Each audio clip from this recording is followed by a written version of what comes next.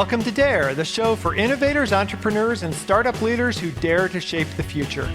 Your hosts today are Ned Hayes and Cecilia Mariani. Dare is brought to you by Darwaf, the superpower tech team that can make your vision a reality.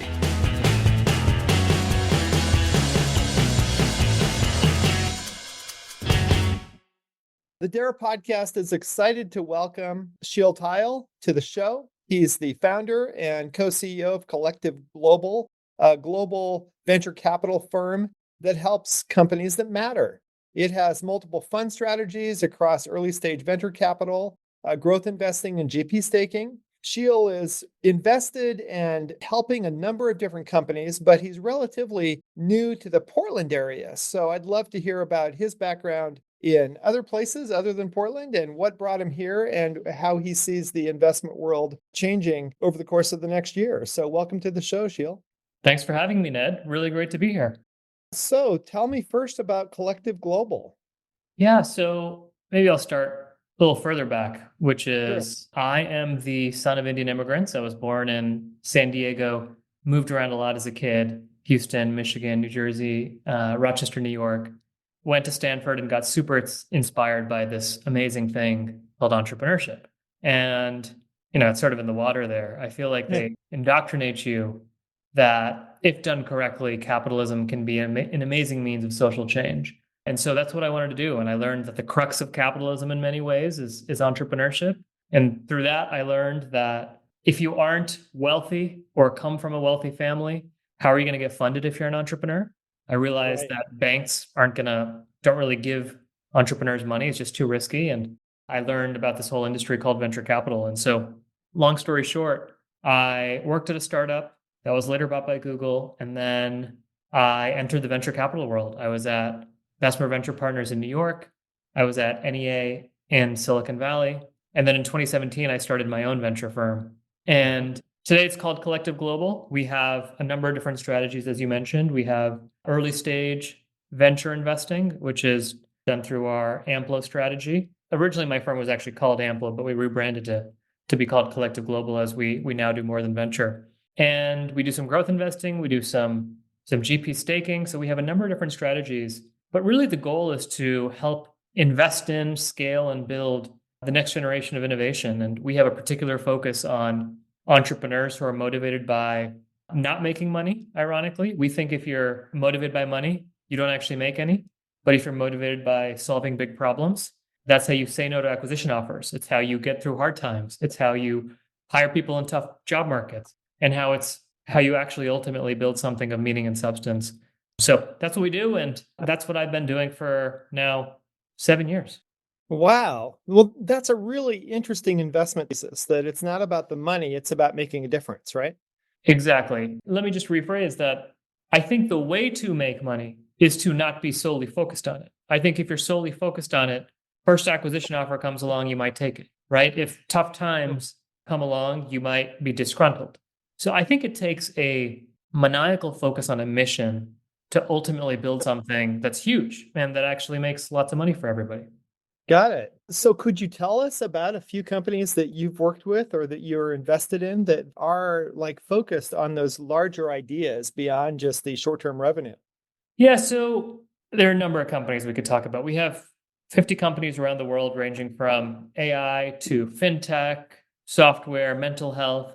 Maybe one of the companies I'll talk about is a company called Two Chairs that is a business that we are really excited to be involved with. So the founder, Alex Katz, and I actually met freshman year of college. We were in the same first year intro seminar together and just hit it off. And the mission behind Two Chairs is to provide quality mental health services for all at an affordable price point. And all of those pieces. A tall order. I mean, it seems like that's a huge need. Huge need. All of that is a huge need, both the quality piece and the affordability piece, right? Because right now there's high quality mental health that's unaffordable, and there's mental health therapy that is not high quality. So Two Chairs has been particularly focused on using both technology as well as just training and lots of different tools to make therapy accessible, and then working with payers like Kaiser, who, because of Two Chairs' high quality, have been able to convince payers like Kaiser that they should really make this available to their client base, who, not everybody is high income. On the contrary, the user base, so to speak, of a payer like Kaiser is the average everyday American.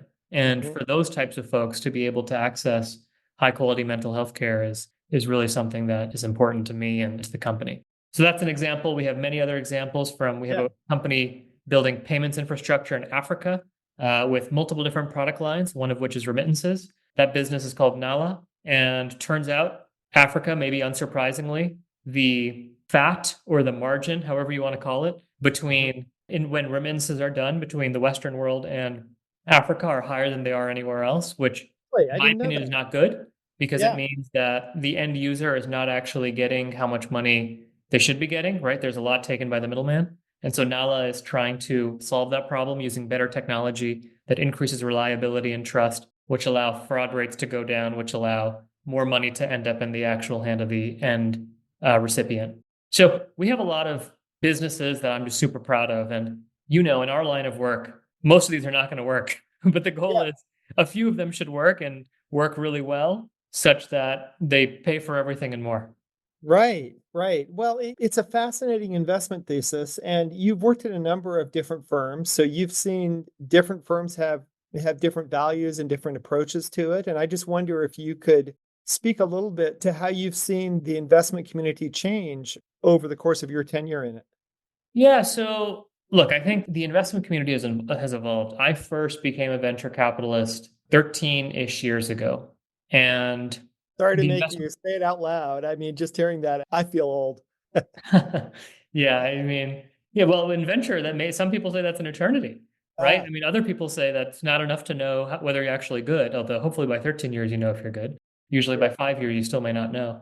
But I think the number one thing that's happened in venture is a lot more capital has gone into venture over the last 13 years. In many ways that peaked in 2020 and 2021. It dropped meaningfully in 22 and 23, but it's on its resurgence back up. And I also think a lot of innovation has accelerated, required more capital. And so, in other words, the pace of innovation has increased perhaps almost as much as the amount of capital that's gone in.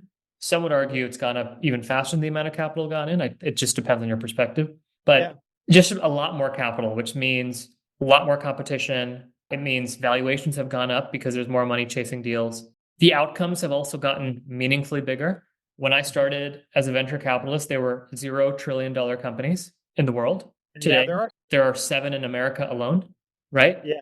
Maybe 8 as of today. And so it's just the outcomes have just gotten so much bigger. It used to be a venture capitalist would try and buy 10% of a company, and we were thrilled with $1 billion outcome. Yeah. Now there are $1 billion rounds happening in private Yeah. Which companies is at which is not something I thought of 10 years ago.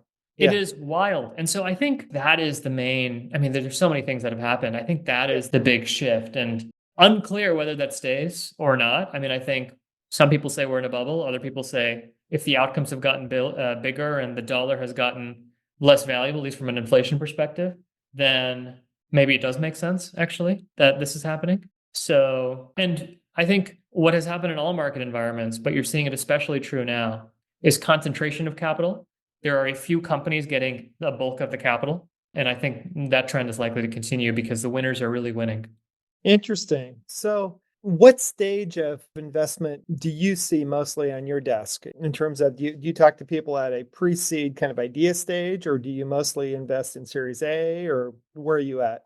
We invest across the stack. So through our Amplo strategy, we invest ideally as early as the seed round. Our goal is to invest as early as possible. Our perspective is the most fun is at the early stage, as well as the highest returns, right? If you get it right. Of course, the highest risk is also at the earliest stage, but it's where you can actually make an impact on the company. It's where you build really deep relationships with the founders. So I've always loved investing at the seed round of businesses. In many cases, when we have been able to invest in the later stage rounds of our companies, it's been when we had a relationship from the very beginning and they trust us. And so we're already at the table. And so usually the first point of entry is the seed or the series A. There have been times where we will enter later. We've entered all the way up until like a pre-IPO round. although Mhm. those are few and far between in situations where we aren't already in the business, right? Because our perspective is we have asymmetric information in some sense if we're already in the company. If we're not in the company and we're seeing a growth round, there better be a really good reason why we're the ones who are so lucky to see this round, right? Right. Otherwise, we just shouldn't do it. Absolutely. So when you're talking to people at this way early stage, they have an idea, maybe they have some early customers, maybe they have some validation, they have a product that's going through its growth pangs and starting to get out there. What kind of metrics or what sort of signals are you looking for that this could be viable?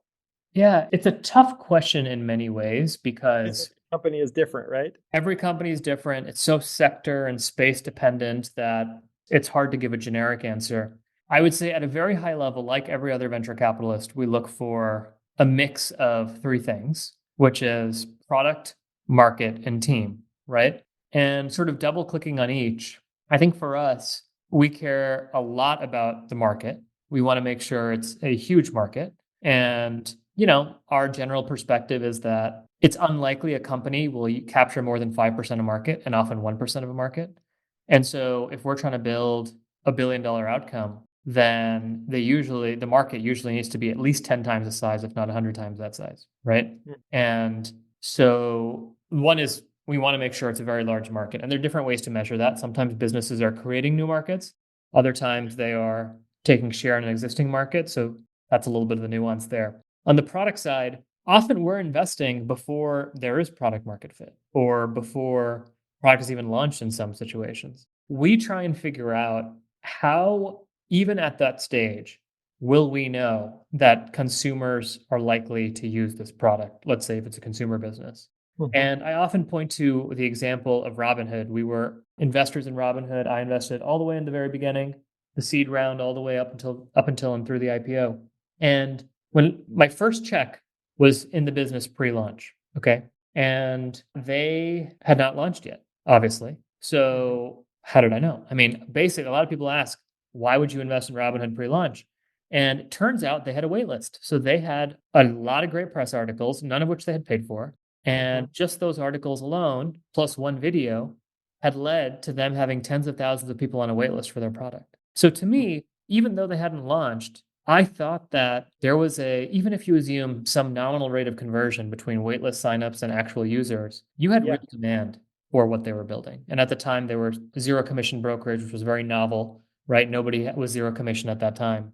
And it was, in retrospect, the right call, right? So we're looking for instances of consumer demand or enterprise demand before there is actually that demand. And then I would say on team, the last thing is this is perhaps the most fuzzy, so to speak. We actually, as a firm, don't care about the background of the team. Like, we don't care if you went to a fancy school or no school. We don't care what you look like. We don't care who your parents are. All we care about is what is your personal tie to this problem? Why are you inspired by this problem? Why are you going to run through walls to solve this problem? And what is your insight into why you will succeed, right? Right. So we've seen lots of founders who have had lots of experience, including successful companies who have now failed. We've seen founders with no experience and no degree succeed. So from a Mm. pattern recognition perspective, there's almost no pattern, in our Right. opinion. Often Mhm. there is, I would say there is lots of investors invest. They see two Stanford guys, and they're like, oh my God, I want to invest.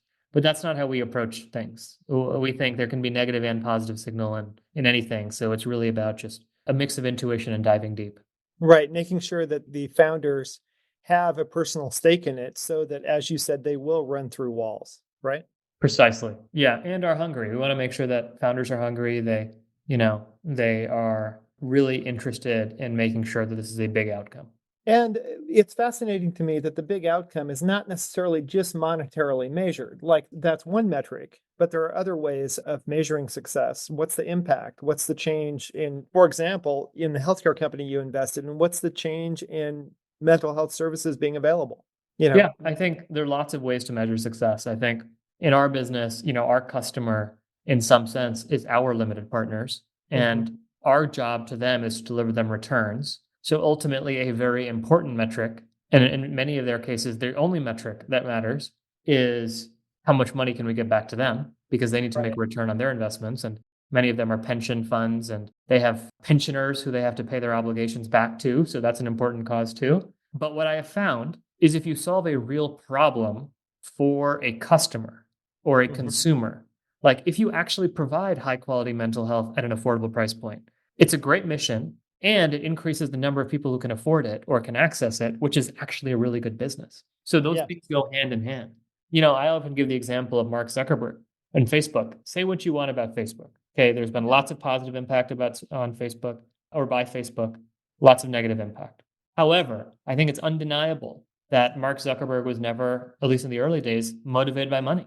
Had he been motivated by money, he would probably have sold to Microsoft or Yahoo when they came along, when he Right. was like 20 years old or however old he was. Right. They offered him quite a bit of money at that point. Yeah, I mean, for a 20-year-old, I mean, it's an insane amount of money. Yeah. But he was motivated by connecting all people. That was the sole focus. And it was because he was motivated by connecting all people, he was uninterested in those acquisition offers. And that's what ultimately led him to build something of meaning, lots of meaning, both positive and negative. So I think it's sort of the way we invest. We just want to make sure that somebody is truly motivated by a mission as opposed to something else. Yeah, absolutely.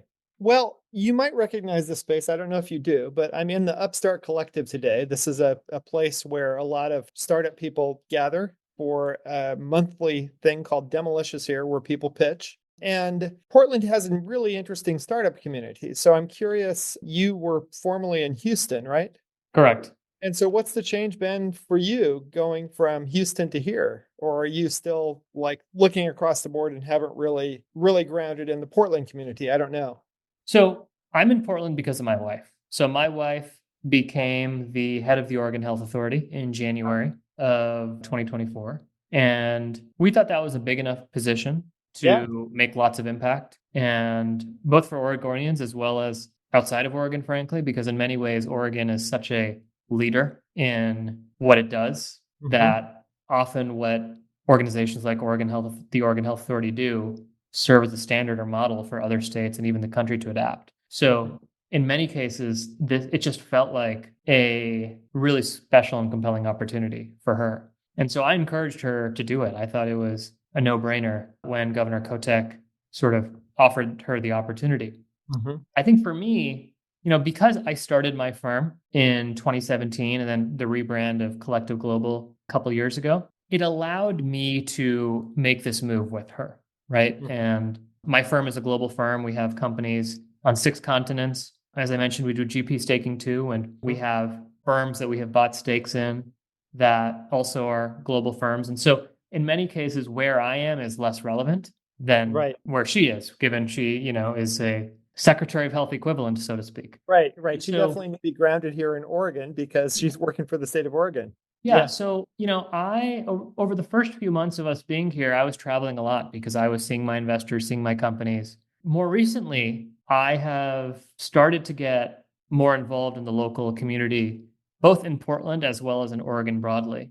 I still have a ways to go because I'm still meeting lots of people, but it's an amazing community. It's an amazing group of people. Oregon in general is a very innovative place. I mean, in some ways, the Oregon Trail was an early example of, you Yeah. know, People risked everything to get out here. it Yeah. is the ultimate innovation or sign of an entrepreneur in some sense. So it is a very innovative place, and not just in technology. I mean, there's lots of great technology here, but Nike is here. I mean, there's, Right. Columbia Sportswear is here. There's so much innovation in natural resources, in sports, in entertainment, Right. in Food and food. beverage. There's all sorts of startups around food and beverage here, which some cities Food. don't have, you know? So there's a great community here, and I'm starting to get more involved. I mean, our perspective is I would love to invest in Oregon as well. I mean, I would love to have companies here, funds here, all of the above, because why not? It's such a great place. And I think more and more innovation will continue to come out of Oregon. So I think as I get more ingrained in the community here, I'll start to see more opportunities, which will lead us to hopefully invest more.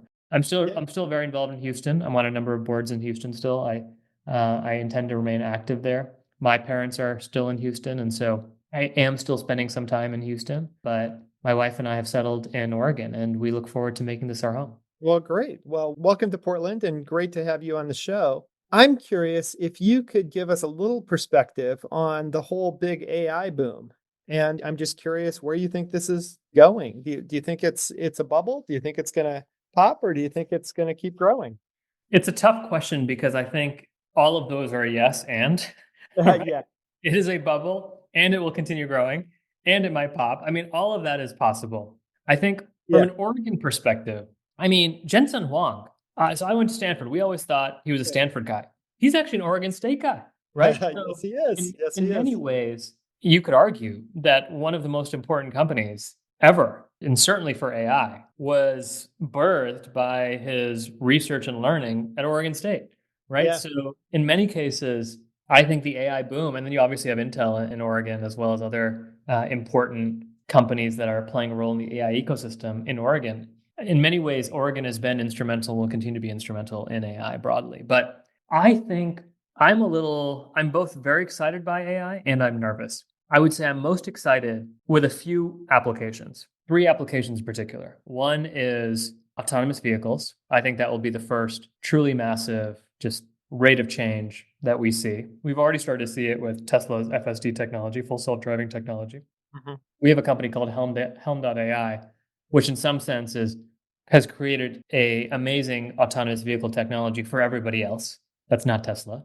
So I think one use case is autonomous vehicles. Another use case will be healthcare broadly. I'm very bullish on healthcare delivery being impacted by AI. I mean, we talked about mental health earlier. You could absolutely see, AI complementing or supplementing mental health therapists and allowing even further access, but also healthcare delivery in other contexts, whether it's surgical or diagnosis, as well as back end and back office, I would say tools. And Mhm. then the third is more enterprise type applications, supply chain optimization, back end infrastructure. I think all of that will be made better by AI. I think I'm bullish on those sort of areas. I would say I'm almost bearish on consumer applications Mhm. and mostly from a business perspective, I should say. I think Yeah. from a consumer perspective, I'm very bullish. From a business perspective, from an investor potentially investing in Mhm. businesses like OpenAI, I am nervous because the technology is getting very good, but it's also getting commoditized. And then you see folks like Google or Meta saying they'll release technology for free.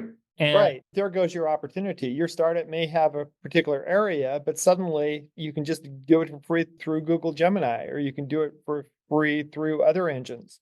absolutely. And so I think that's why, as a firm, we haven't invested in the consumer application layer just because we're nervous about where that goes. And it feels like even if you're investing at these prices, the probability of a zero is not zero. And so if you're investing at those huge prices, you want it to be de-risked a little bit, and it doesn't feel de-risked at all, frankly.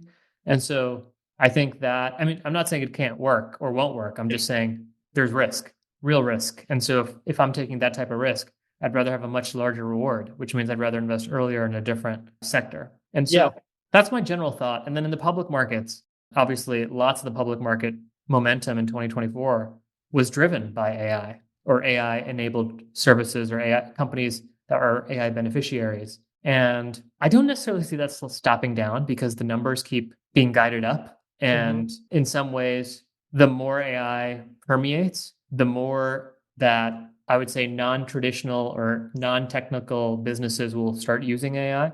And so Mhm. revenue in the short term for these businesses will likely continue to going up. So I'm not sure it makes sense to be a seller of, say, NVIDIA stock, Yeah. but I'm not sure I'd be a buyer of NVIDIA stock. Could it be another 3x from here? That would be a $10 trillion company. Is that That'd be possible? crazy.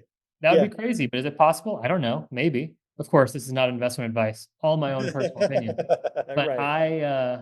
yeah, I mean, it's a crazy time in markets right now, where with interest rates where they are, the national debt where it is, and New yet administration coming in. new Yeah. Who knows? administration, yet everything ripping. Yeah. So how long can the good times last? That's the question. Yeah.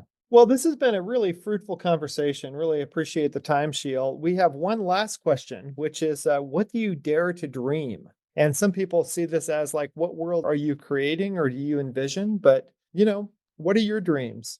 It's a great question. I feel like in general, my belief is that the reason I was super excited to become a venture capitalist and enter the world of entrepreneurship is I felt like capitalism and entrepreneurship is the great equalizer in some sense. It is the sustainable way to create social change if done correctly. And if you're a person with an amazing idea and the ability to execute on that idea, then you could literally transform people's lives. You could make your own life better. You could make your family's life, your employees' life, your customers' life. You could change an industry. You could maybe even change a country or the world now. I mean, if you look at some of these businesses, they are global businesses from day one.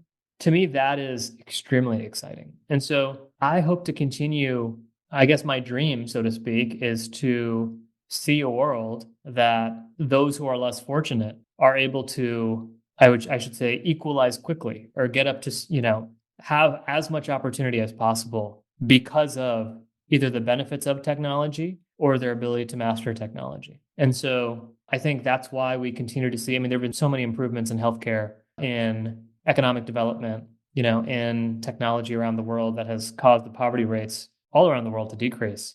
But we're not fully there yet. And so my goal is, or I shouldn't say my goal because I can't do this, but my dream for the world is that we will be able to use policy, technology, law, and maybe even AI to continue progress on all of those dimensions. That's a great dream. Thanks for sharing it with us. Well, thank you for having me. This was lots of fun. I hope to see you again soon, Ned. And until then, take care. Okay.